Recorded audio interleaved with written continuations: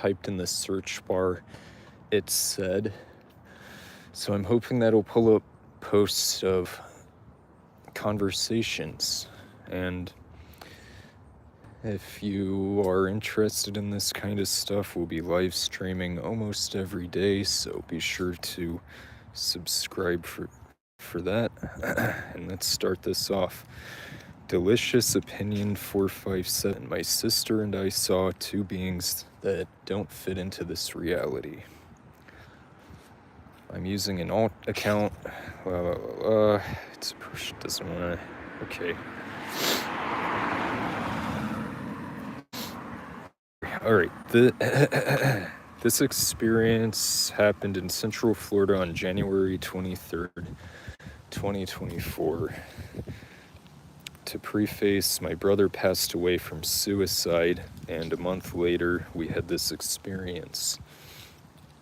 It's about 5 a.m., and we are in my car. Directly in front of us is mostly just a large lot that is well lit, well kept. We noticed that her feet aren't touching the ground. We were so confused.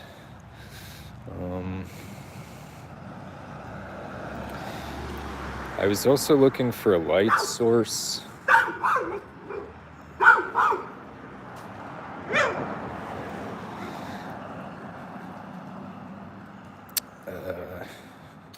Sorry. Because it was as if she was standing underneath a street light. Ooh, that's quite the detail. She had what I would call a glow. She was no more than 50 yards away. I put my high beams on. She didn't flinch, of course. My brain is doing mental gymnastics. What or who is this? That's when we saw it. It is what I refer to this shadow being because it tried to appear as a person. But it wasn't. Its back was kind of hunched. It took long strides and short strides that didn't make sense. It tried to hide behind a pole, peeking its head every so often out.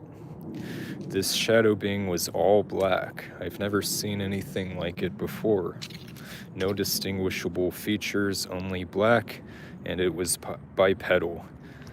If I could go back in time, I would have recorded it, but honestly, my brain just couldn't comprehend what we were seeing. If anyone has any insight, or if I should cross-post it, I would appreciate it. Hello, Richard.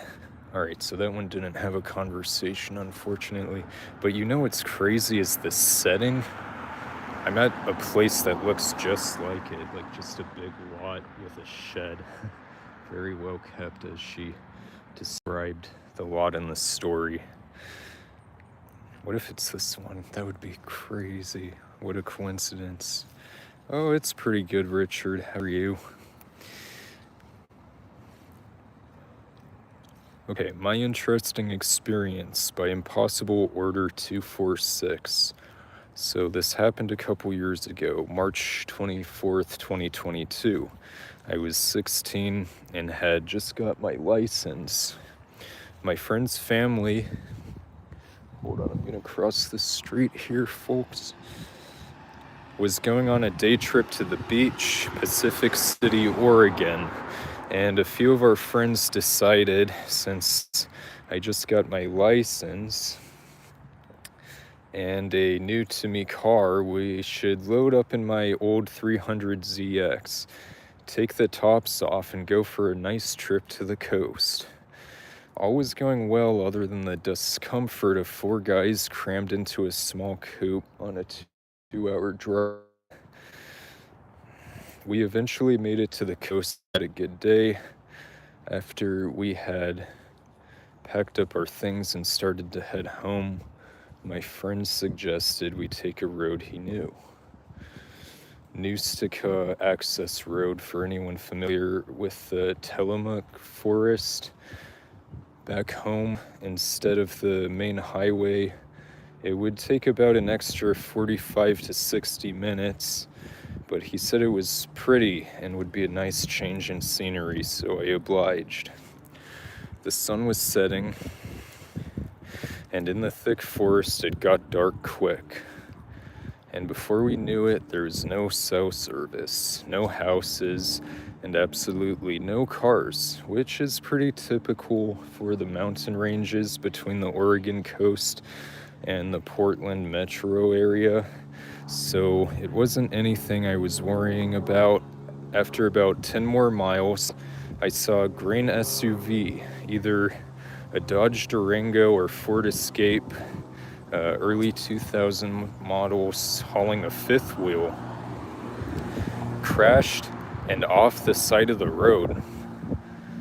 Being that no one was around, I decided we should pull over and see if everyone was okay and offer any help if we could.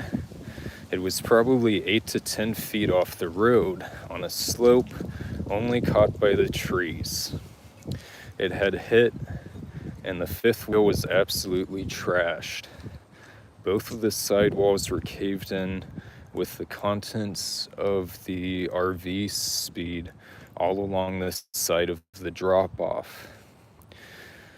The SUV was filled with clothes and food wrappers. Almost all of the windows were shattered, and there was some pretty significant blood stains on what was left of the driver door glass in the windshield, but didn't seem like anything out of the ordinary for how bad the crash was. There was no one in or near the car, and a truck had stopped by us, and we told him we didn't see anyone and that we would just be on our way, so he kept driving, and shortly after we started our journey back on the road, we had to go pretty slow as the condition of the road was getting worse and worse, with massive potholes and cracks in the road, and definitely was not intended for lower cars. I'd say about 3 to 5 miles after the crash site, there was a pretty sharp right-hand turn with a pullover area on the apex of the turn. As my dim headlights lit up the trees behind the pull-off, I saw what looked like a pale man with saggy skin. From what I could tell, was fully naked, but was sort of behind some tall grass or shrubs. So could really only see up to the bottom of its stomach. It had no hair and was kind of scrunched over, like how you would imagine an old man hunched over just staring at my car. It didn't have prominent features, but the biggest part I remember is its eyes.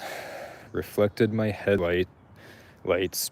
Its eyes reflected in my headlights, bright like a cat's eyes, and with its whole body turned to keep looking at the car as we drove by. I didn't know what to do or what to think, and my friends in the car were all staring behind us and claimed that it kind of leaned out of the shrubs to watch us drive off. We were all freaked out, and we were discussing what we just saw. Whether we thought it was some tweaker that had crashed his car and just walked off, or if it was some paranormal creature. I kind of played it off as the first option. But the more I thought about it, it seemed like something you'd see in a liminal space or a bad AI-generated image. No eyebrows, no hair, pale white saggy skin, like when a person loses hundreds of pounds in a small amount of time, except it was saggy on its cheeks and neck, and arms, etc., but seemed scrawny and frail. We sped home, and I kind of just told people the story when the subject of paranormal experiences came up.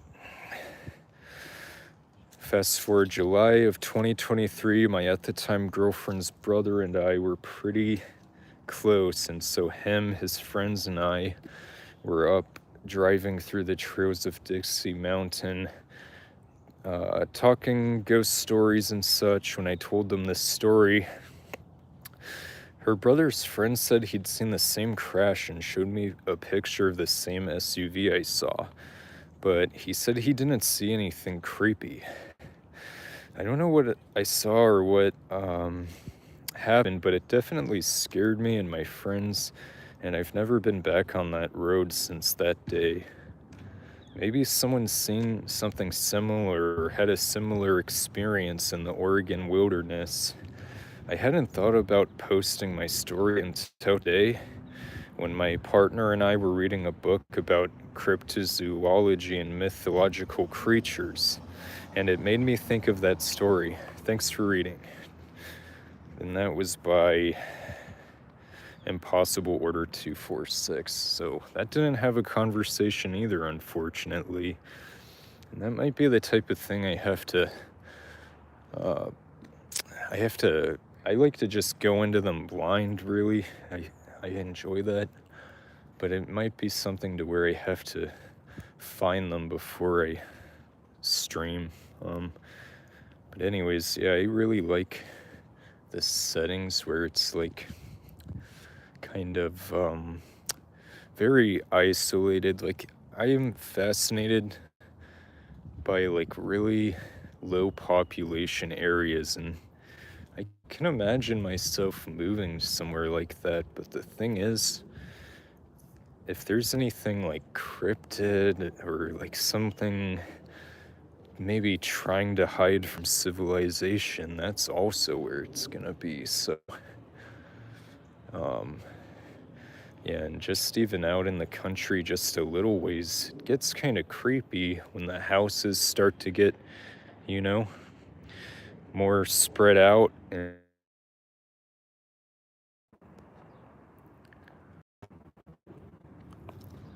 sorry about that. Your neighbors are getting, more